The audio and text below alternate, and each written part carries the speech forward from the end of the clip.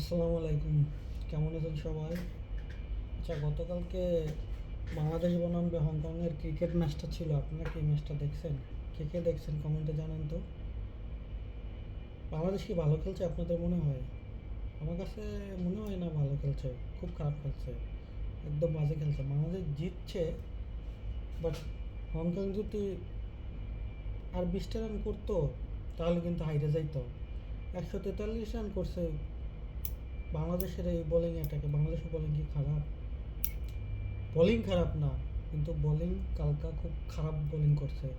তাসকিন উড়াদুরা মার খাইছে, উইকেট পাইছে যদিও দুইটা, কিন্তু মার খাইছে অনেক। তারপরে রিশাদ, এর বলের তো কোনো ভেরিয়েশনই নাই। কিসের লেগ স্পিনার, কিসের কি। হংকংয়ের মতো প্লেয়াররা সেই 6 মারে 4 মারে উড়াই দিছে মাইরা। একমাত্র ভালো বল যদি করতে থাকে কেউ, তাহলে তানজিম সাকিব, এটা ভালো বল করছে। কিন্তু বাংলাদেশে আপাতত অনেক সাংবাদিকরা ছিল, সাংবাদিকরা ওরা মানে তানজিম হাসান সাকিবরে নিতে চায় না। এরা বলছিল যে শরীফুলে নেওয়ার জন্য, কিন্তু আমি যে স্কোয়াড দিছিলাম ওই স্কোয়াডে তানজিম হাসান সাকিবই ছিল। দেন 143 রান এটাকে খেলতে গিয়ে যে একটা সমস্যায় পড়ছে যা বলার মতো না।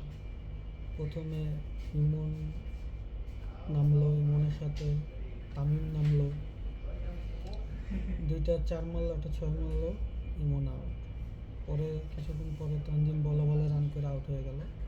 একটা সময় মনে হয়েছে এই রান করাও কঠিন হইবে। তারপরে লিটন দাস খুব ভালো একটা ইনিংস খেলছে, 50 করছে, স্ট্রাইক রেট ভালো ছিল, খুব ভালো খেলছে বলা চলে।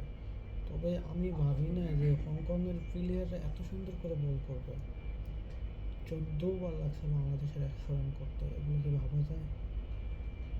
এগুলা হংকংয়ের মতো দলের সাথে 14 রান যদি লাগে, 14 বার যদি লাগে 100 রান করতে, তাহলে এই যে গ্রুপে যে আফগানিস্তান আছে, শ্রীলঙ্কা আছে, তো তাদের সাথে কত রান করবে অত মাথায় দেয় না বাংলাদেশ। আমি বলে দিতে পারি বাংলাদেশ দ্বিতীয় রাউন্ডে পের হইতে পারবে না। যে রান করছে বাংলাদেশের উচিত ছিল 12 কি 14 ওভারে রান টপ করা, সেখানে 18 ওভার গেছে গা খেলা। চিন্তা করেন, আর 20 রান করলে তো বাংলাদেশের বিপদ ছিল।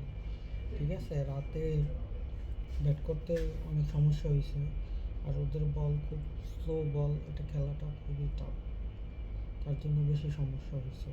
কিন্তু ওরা তো খেলছে, ওরা তো খুব ভালো রান করছে। যাই হোক, দেখা যাক আগামীকাল শ্রীলঙ্কার সাথে বাংলাদেশের ম্যাচ আছে, ওই ম্যাচে কী হয়। আমি প্রিভিউ একটা ভিডিও বানাবো, আমার সাথে থাকবেন। ধন্যবাদ সবাইকে।